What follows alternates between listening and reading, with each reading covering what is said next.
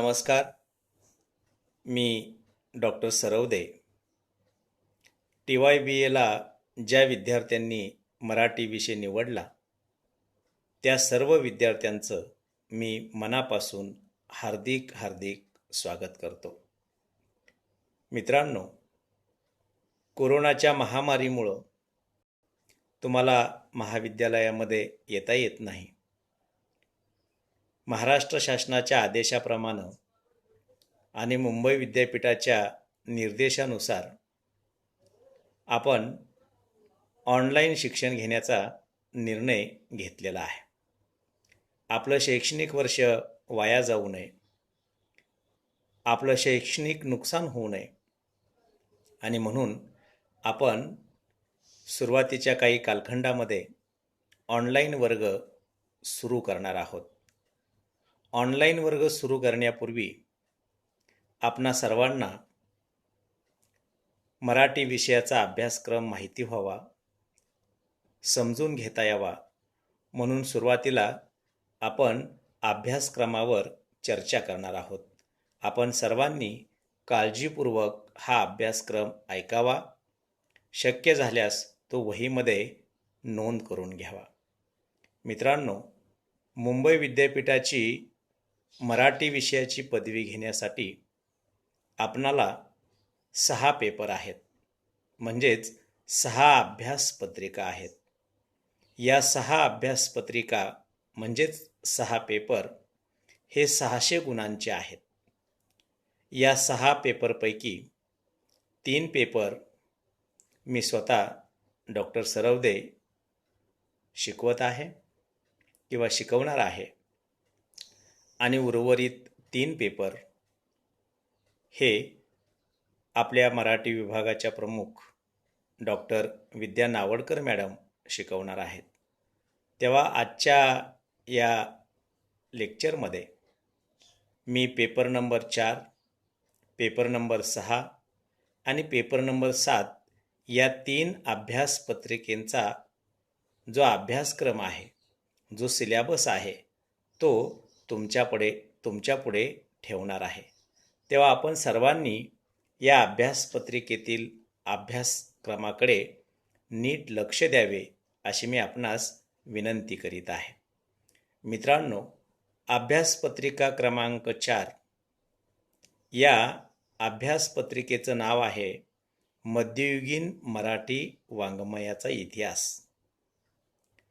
मित्रांनो, मध्ययुगीन मराठी वाङ्मयाचा इतिहास हा पेपर 100 गुणासाठी आहे.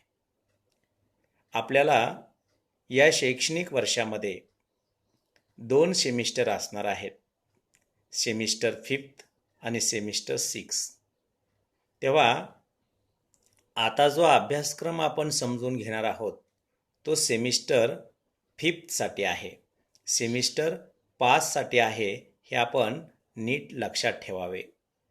सेमिस्टर 5 साठी 4 चॅप्टर आहेत आणि सेमिस्टर 6 साठी 4 चॅप्टर आहेत. तेव्हा हे आपण लक्षात घ्यावं. अभ्यासपत्रिका क्रमांक 4 मध्ये जो अभ्यासक्रम आहे तो अभ्यासक्रम मी आपणास सादर करीत आहे. पेपर नंबर 4 मध्ये 4 घटक आहेत. पहिला घटक आहे मराठी साहित्याची सुरुवात व महानुभावीय वाङ्मय. घटक 1 मध्ये काही उपघटक आहेत.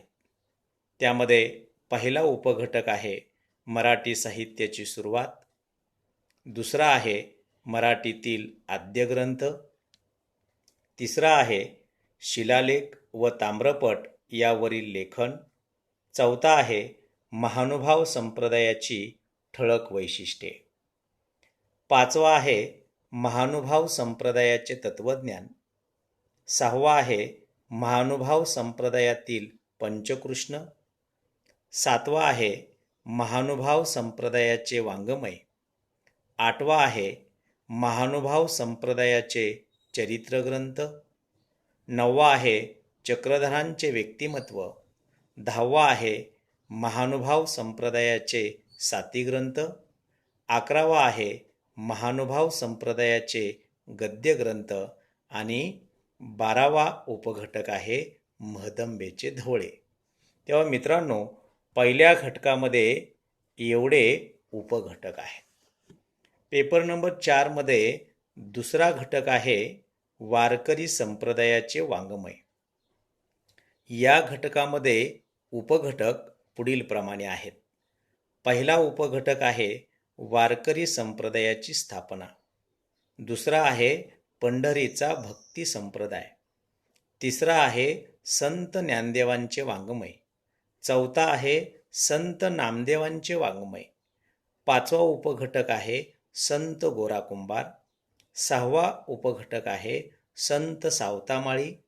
सातवा आहे संत चोखामेळा. आठवा आहे संत नरहरी सोनार. नववा आहे संत सेनानाव्ही. 10वा आहे संत मुक्ताबाई आणि 11वा उपघटक आहे संत जनाबाई. त्यानंतर पेपर क्रमांक 4 मध्ये घटक तिसरा असा आहे वारकरी संप्रदायाचे वाङ्मय. घटक क्रमांक 3चे नाव आहे वारकरी संप्रदायाचे वाङ्मय. यामध्ये काही उपघटक आहेत. पहिला उपघटक आहे संत एकनाथांचे वाङ्मय. दुसरा उपघटक आहे संत तुकारामाचे वाङ्मय. त्यानंतर पेपर नंबर 4 मध्ये शेवटचा घटक आहे पंडित कवी. या चौथ्या घटकामध्ये जे उपघटक आहेत ते पुढील प्रमाणे. पहिला उपघटक आहे पंडिती काव्याचे स्वरूप आणि वैशिष्ट्ये. दुसरा आहे कवी मुक्तेश्वर. तिसरा आहे रघुनाथ पंडित. चौथा आहे वामन पंडित. पाचवा आहे निरंजन माधव. सहावा आहे नागेश, विठ्ठल आणि साम्राज. तर सातवा उपघटक आहे कवी मोरोपंत. मित्रांनो, पेपर नंबर 4च्या अभ्यासासाठी काही संदर्भ ग्रंथ या ठिकाणी दिलेले आहेत. आपणास या संदर्भ ग्रंथाचा आधार घेऊन आपल्याला आपल्या मनाप्रमाणे, आपल्या सवडीप्रमाणे, आपल्या सोयीप्रमाणे अभ्यास देखील करता येईल. त्यामध्ये पहिला संदर्भ ग्रंथ आहे प्राचीन मराठी वाङ्मयाचा इतिहास. या ग्रंथाचे लेखक आहेत ल रा नशिराबादकर.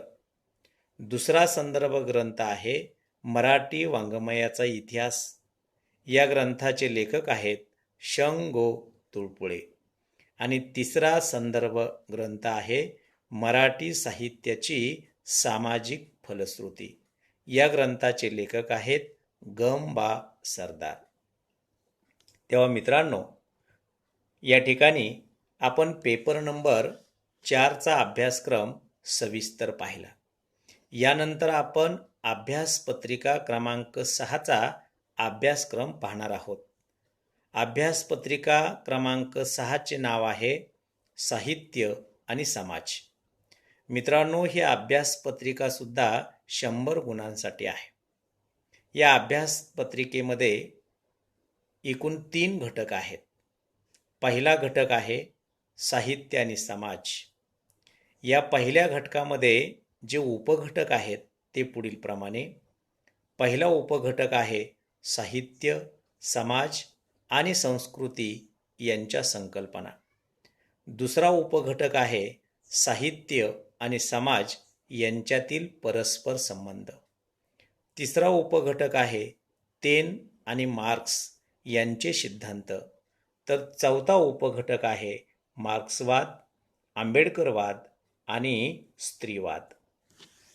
त्यानंतर या अभ्यासपत्रिकेतील दुसरा घटक आहे स्त्रीवादी जाणिवेचे साहित्य.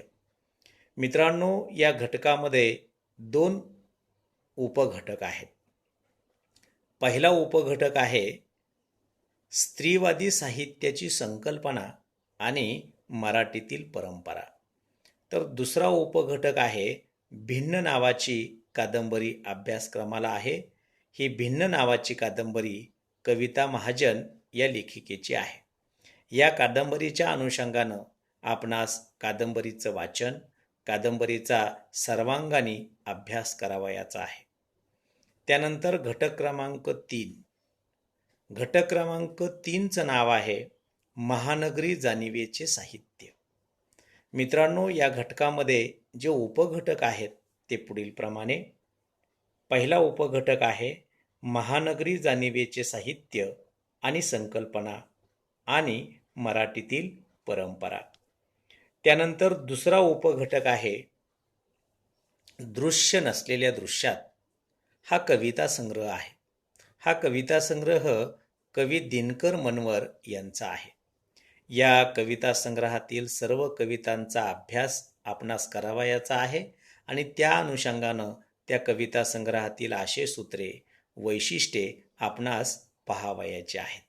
मित्रांनो, अभ्यासपत्रिका क्रमांक 6मध्ये आपणाला 20 मार्काचा एक प्रकल्प आहे. तेव्हा ही गोष्टसुद्धा आपण गांभीर्यानं घेतली पाहिजे. मित्रांनो, या पेपरचा अभ्यास करण्यासाठी काही संदर्भ ग्रंथ या ठिकाणी दिलेले आहेत. त्यामध्ये पहिला संदर्भ ग्रंथ आहे कादंबरीविषयी. याचे लेखक आहेत हरिश्चंद्र थोरात. दुसरा ग्रंथ आहे साहित्य समाज संबंध. या ग्रंथाचे लेखक आहेत ग.बा. सरदार. आणि तिसरा ग्रंथ आहे स्त्रीवादी समीक्षा. या ग्रंथाचे लेखक आहेत डॉक्टर मिलिंद मालशे. तेव्हा मित्रांनो, या ठिकाणी आपण अभ्यासपत्रिका क्रमांक 6चा अभ्यासक्रम पाहिला. यानंतर आपण अभ्यासपत्रिका क्रमांक 7चा अभ्यासक्रम आपण पाहणार आहोत. अभ्यासपत्रिका क्रमांक 7चे नाव आहे भाषाविज्ञान आणि मराठी व्याकरण. मित्रांनो, हा पेपरसुद्धा 100 गुणांसाठी आहे. या पेपरमध्ये एकूण 4 घटक आहेत. त्या घटकाबद्दल आपण चर्चा करूया. या पेपरमध्ये पहिला घटक आहे भाषा विज्ञानाच्या अभ्यास पद्धती. मित्रांनो, या घटकामध्ये काही उपघटक आहेत ते पुढील प्रमाणे. पहिला उपघटक आहे ऐतिहासिक भाषाविज्ञान. दुसरा उपघटक आहे वर्णनात्मक भाषाविज्ञान. तिसरा उपघटक आहे समाज भाषाविज्ञान. यानंतर आपण घटक क्रमांक 2 बद्दल माहिती पाहूया. घटक क्रमांक 2चं नाव आहे स्वनिम विन्यास. मित्रांनो, या स्वनिम विन्यासमध्ये काही उपघटक आहेत ते आपण पाहू. पहिला उपघटक आहे स्वन, स्वनिम आणि स्वनांतर यांच्या संकल्पना. तर दुसरा उपघटक आहे स्वनिमांचे प्रकार. त्यानंतर आपण घटक क्रमांक 3 बद्दल माहिती घेऊया. घटक क्रमांक 3चं नाव आहे रूपिम विन्यास. या घटक क्रमांक 3 मध्ये काही उपघटक आहेत. त्यामध्ये पहिला उपघटक आहे रूप, रूपिम, रूपिंकात्तर यांच्या संकल्पना. दुसरा उपघटक आहे रूपिमांचे प्रकार. तिसरा उपघटक आहे रूपिम प्रक्रिया. तर या अभ्यास पत्रिकेतील शेवटचा घटक आहे अर्थविन्यास, घटक क्रमांक 4. मित्रांनो, या अर्थविन्यास या घटकामध्ये जे उपघटक आहेत त्याची चर्चा आपण करूया. पहिला उपघटक आहे भाषिक अर्थाचे स्वरूप. दुसरा उपघटक आहे शब्दार्थाचे प्रकार. आणि तिसरा उपघटक आहे अर्थ आणि त्याचे परस्पर संबंध. मित्रांनो, भाषा विज्ञानाच्या या पेपरमध्ये आपणास 4 घटक हे फार महत्त्वाचे आहेत. या अभ्यासपत्रिकेचा किंवा पेपरचा अभ्यास करण्यासाठी काही संदर्भ ग्रंथ या ठिकाणी दिलेले आहेत. पहिला ग्रंथ आहे भाषाविज्ञान, स्वरूप आणि पद्धती. या ग्रंथाचे लेखक आहेत कल्याण काळे. दुसरा ग्रंथ आहे समाज भाषाविज्ञान.